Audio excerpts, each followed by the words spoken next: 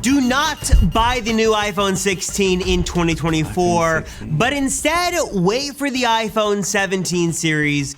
Okay, first off the bat, those cameras are looking crazy. All of a sudden now they're going alongside each other instead of that normal typical box style that we're all so used to. So that's already a key feature. Because it's going to be better in every single way. I know this is something we talk about like every single... Whoa. Is that an LCD screen on the side of the device? Holy smokes. But does it actually now make sense in 2024 to skip the 16 series and wait for the 17? Even as an Apple mega fan, I've got to break down 5 reasons in this... Definitely that's like an OP play, 100%. I never go for like the newest one. I always go for the one before, or like its predecessor before, just because it's cheaper, and more often than not, the features don't actually stand out that much for me to actually spend that initial mortgage payment of buying a brand new one. So definitely an OP play. Why I am very compelled to skip the 16 this year for the first time in a long time and just wait for the iPhone 17 series. I've got to remove my finger from the buy button because this, I think, makes more logical sense. Reason number 1, let's be honest, the iPhone 16 is not that big of an upgrade, all things considered. And I feel like I have to put like legal disclaimer text. I feel like definitely he's right there for sure. For me, I've even ignored the 16. For me, I think the 16 is not the one for sure. Bottom saying, yes, I know the iPhone 16 isn't official just yet. It's all based off of leaks and rumors and speculation, though at this point I will say, historically speaking, things are pretty much finalized. And also, this is just my opinion, but even as an Apple mega fan, if I not even look at what Google's doing with the new Pixel 9... That looks familiar. That looks very familiar. Hang on a sec, what's going on here? Are we seeing Google take the lead in terms of the design features? Or what Samsung's got with their latest S20 whatever. Even if you just look at the iPhone 15, as of what we know right now, the iPhone 16 isn't significantly better in any major way. Just looking on the outside, the design is basically the same, with just one minor cosmetic change with the camera orientation on the iPhone 16. Man, it's just always been the same with Apple. It just always has been. You know, their design, they play it so safe these days. You know, what happened to I feel like with Apple, what they've done is they've let sales, they've let marketing run their company for so long. And I just feel like they're so scared of innovation. And I understand why, because they are, when you're at the top and you're so worried about, you know, trying to retain that market share, then why not play it? I mean, they play it safe. I feel like sales and feel like marketing have led that company for far too long. So, yeah, I kind of agree with this guy on here. 16 Plus. Yes, you are getting a better processor. You'll be getting some slight camera upgrades on the 16 Pro and Pro Max, some bigger screens there, all that stuff. But generally speaking, iPhone 15, iPhone 16 really doesn't move the needle all that much in terms of must-have features. Yeah, it really, I mean, again, this is no new news. This is not news. It's always the same, isn't it? It's always the same with Apple. But, you know, people love it, and people don't like change. And it works. It's seamless, you know. And the Crave button on the side as well, that was always a bit of a flex. So we'll see what else they got. Especially when you consider the fact that you'll have basically access to every Apple Intelligence feature on the iPhone 15 Pro series, but I'll come back to that more in just a moment. I think a lot of us Apple fans, myself included, are definitely wanting for the olden days of bigger year-over-year or every other year upgrades. When you went from a 4 to a 5 or from the 7 to the 10, those were actually really, I mean, if you think about it back then as well, when the 3 came out, it was like, okay, I love the 3. You know I love the 3. We've talked about that before. It's like a pebble. But yeah, when the 3 to the 4, when the 4 to the 5, even the 4 to the 5, I remember that was a lovely transition. And yeah, from the 7 to the 10 was crazy. The 10 was like a glass feature. It was a beautiful, beautiful product, you know, and they kept innovating. They kept moving forward. But ever since the 12s, really, I'd say, even the 11s, it's kind of remained the same. You know, they mess around with some of the materials they make. Of course, the internal features are, and the specs are slightly higher. You know, they're faster. They got better chipsets and all that kind of stuff. All of it's just, yeah. major upgrades. And I think that if Apple was going to be doing that this year, we were going to be getting some big technological shift, whether it be a better screen technology like the shift from LCD over to OLED, or we got some new biometric technology like from Touch ID to Face ID, or if there was some big feature there that I thought was super big, I would obviously say that, caveat there, that would probably be worth upgrading for just that alone. But this year, like I mentioned, yeah, there'll be Apple Intelligence stuff that I'm sure is reserved for the newer phones, and yes, some slightly bigger screens and camera upgrades and a new button or two, but all things considered, based off of everything we know right now, the 15 versus the 16 is not really that big of an upgrade. Even compared to the 14 series, there's not any huge monumental technology innovation here that's happening that's really, I think, worth upgrading to immediately. Well, it's just always been the case. It's just always been news. Everyone is just so shocked that it's always been that way with Apple. I felt like there's nothing that's been really groundbreaking or wanting me, certainly me anyway. For example, I've got an iPhone 12 Pro. Like I've kind of kept that. Nothing's really kind of pulled me away. I mean, to be fair, like a little bit of the screen, maybe, you had that kind of like floating little island at the top. That was kind of a cool feature, but really, is it cool enough to like drop £9,000 or £1,000 or however much it was on the new one? So, and the phone's been dealing with me. I've been dealing with it quite well, so I didn't really need a change. So I'm excited to see what the new iPhones have in the features. Reason number 2 to not upgrade to the iPhone 16 is actually that the iPhone SE 4 is shaping up to be pretty good. And I know that the iPhone 16 and the iPhone SE aren't really in the same category, but based off of all the new leaks and... Do you know what? I actually really rate the iPhone SE. I actually value when you hold it in your hand, you're like, oh my God, these are what phones that used to be like. And I love that they are continuing to pay homage, and actually respect to Apple as well, because they're the first ones to shift something or change something ever so slightly, so all of your products now become redundant. The iPhone SE is a nod to that. So iPhone SE they've kept the same since iPhone, I believe it was the iPhone 5 maybe, I believe it was, and then they kind of the SE, and then the SE kind of copied the 5, and they've just kept it. So it's all the brand new features, all like the technologies in there, but the size of the device, which is actually tiny if you compare it to other devices now. So the SE is a great phone, certainly for our industry as well. These phones are actually a lot closer than they've ever been before. The iPhone SE 4 is expected to adopt a more modern design, so it would actually be ditching the home button and the iPhone 8 style design for something more akin to the iPhone 14 or the iPhone 15. So that means a 6.1-inch OLED display, Touch ID is out, Face ID is in, we'd be getting the action button, we'd be getting a 48-megapixel camera, and also we'd be getting full support, allegedly according to Bloomberg, for Apple Intelligence features. So if you want a really good camera, good battery life, OLED display, you want Apple Intelligence features, the iPhone SE 4, which allegedly is coming sometime in the spring of 2025, so a couple of months from now, should basically give you a flagship iPhone experience for probably around $500. And then if you sort of keep in mind... That's a major claim right there. If they manage to do that, then all of a sudden...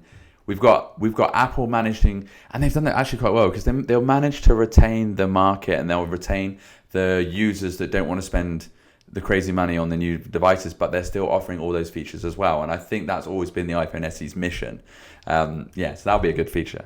Carriers offer in terms of discounts and promotions. You can get this phone next to nothing, or maybe like a couple of bucks a month if you go with one of those promo plans. This is going to be a really great phone for a really good price. The only things you're really missing are more cameras. You're probably missing the dynamic island, which I don't think is that big of a deal, and some other smaller things. But all in all things considered, if the iPhone SE 4 lives up to the rumors, it's going to be a really good phone and a lot of value for the dollar. Reason number 3 is that the iPhone 17 Air is in the cards and at play for 2025. Now we're hearing The Air. Come on. iPhone 17 Air. I mean, it's just, in terms of like the names and everything, there's just no originality. Like, there is none. It's just always the same. You see it with the iPad Air 2, iPad Air 1. Yeah, if you list out all the iPad, and we see it all the time, certainly in this industry as well, because we're doing all the accessories for it, it's just like Air 1, Air 2. It's just, there's no originality for the names. iPhone 17 Air, like, what's this going to be? Again, take it with a major grain of salt, but the iPhone 17 series should be packing some more significant upgrades in terms of design and technology and all that stuff. Hopefully a smaller dynamic island and better cameras. But one of the big deals for next year is going to be an iPhone 17 Air. Allegedly, this would sit in between the regular iPhone 17, no plus, just regular iPhone 17 next year, and the iPhone 17 Pro series, sort of like the iPad Air. It's going to give you a different design and a more premium feel, and that is thin. That is thin as hell. That is going to be that is going to get broken ASAP. Well, I mean, I know it's all speculation right now, but I mean, that seems pretty interesting. But again, where's that going to fit in? And I know they're saying it's just below the max. I mean, when they did the iPhone Plus and then the iPhone, because normally the Plus would be the high spec device, but now it's the Pro Max, and there's just so many different variations. Just pick a channel, pick a lane. Set, but it wouldn't break the bank or even have all the features that the Pro end phones would have. So if you're sort of... I just don't think Apple and not breaking the bank should be ever be in the same sentence, but... the camp right now that you like a higher end iPhone, but you don't want the Pro features of the Pro price tag, iPhone 17 Air might be exactly what you're looking for.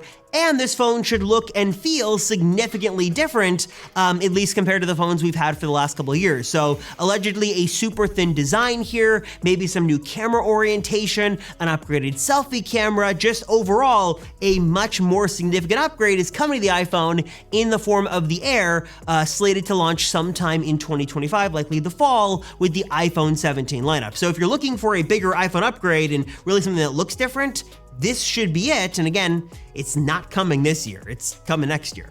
Moving to reason number 4, like I mentioned. Before he goes on to 4, actually, that's actually kind of what we've been looking for, really, to be honest. I want something a little bit different, not something that's like, hey, this looks exactly the same. It maybe is slightly a little bit bigger, but it costs more money, and maybe the features do a little bit slightly more, but Samsung's been doing it for ages. So this could be the product we've been all waiting for. The iPhone 17 Air could be the one that finally gets me away from the iPhone 12 Pro. Who knows? I'm gonna go, more broadly speaking, the iPhone 17 is expected to pack some more major upgrades. And I know, again, disclaimer here, we sort of hear this every year and things change, but as of right now, some leaks and rumors point to a more significant design change for the iPhone 17. Don't you dare fold it. Don't you dare. I know the urge is there, I can see it, but don't you dare fold the phone. Some bigger camera upgrades like a 24 megapixel front-facing camera, and also 48 megapixel cameras for all 3 of the lenses in the Pro phones for next year. Also the dynamic island. I feel like the megapixel, they've gotten out of this world, haven't they? I remember my first one, it was like a 3 or 2 or I think 1.5 megapixel, now 40 odd, crazy. Amazing, it is amazing. Shrinking in size, or at least the cutout would be shrinking in size as more components move under the display. And also, hopefully this should be true, all phones next year would have 120 hertz ProMotion and probably always on display tech as well. So no longer would you be capped at 60 hertz on the lower end iPhone 17. And of course, iPhone 17 Air would get all those bells and whistles as well. So ProMotion across the board, probably better battery life, camera technology upgrades, all that stuff should be good. And yeah, if we're sort of looking as to what we know right now, things are a bit more exciting with the iPhone 17 than what we're expecting to see in a couple of weeks now with the iPhone 16. And then reason number 5, I recommend not buying the iPhone 16 is that really, if you look at all the features, the iPhone 15 Pro or Pro Max can do almost everything at a fraction of the price. It's just what I said at the beginning of this. It's always been the way. 100%. A new iPhone comes out, buy the one before it. 100%. It's the OP play. You've got to do it. Don't get sucked into the new consumerism. You know, we're already consuming too much as it is. You've got to go for the one before. If it's speaking to you enough. If you ever feel like, I always think like the tech deficit should be, around sort of 3 to 4 years, maybe. Certainly with devices and everything. I guess because they do play such a key role in your day to day. For me now, actually, my battery life is starting to let me down, and it's getting noticeable. especially as Apple superfans, probably myself included, look to offload their 15 Pros when they upgraded the iPhone 16 Pro equivalent just in about a month from now. If we look at like the Apple Intelligence side, again, I'm sure there's gonna be some exclusive features that Apple's gonna reserve for the newer phones, but generally speaking, Apple Intelligence will be fully supported on the 15 Pro or 15 Pro Max. So if that's what you care about, you can go with the 15 Pro and be super happy. Also, just in terms of camera technology and screens, you're still gonna get a beautiful OLED display. You'll be missing a 48 megapixel ultra wide lens, but I don't think that's a huge deal. Selfie camera is expected to stay the same. You'd be missing some slight battery bumps and maybe a slightly faster processor, but I mean, come on. I mean, the phone that we have now with the whatever A series chip is in here, these phones are stupid fast as they are, so I don't think that's a big deal. Really, all things considered, I think that if you have it, you're really not gonna. Yeah, he is right. Like, you're not really gonna understand. You're not even gonna see the difference. In terms of what you're using your device for. Perhaps some gaming you might see some of it, but I don't think I've played phone. I haven't played games on my phone, to be honest. I can't remember the last game I played on my phone. So yeah, probably not even. I wouldn't even be using it to that extent anyway. 15 Pro phone, you really don't need to make the jump.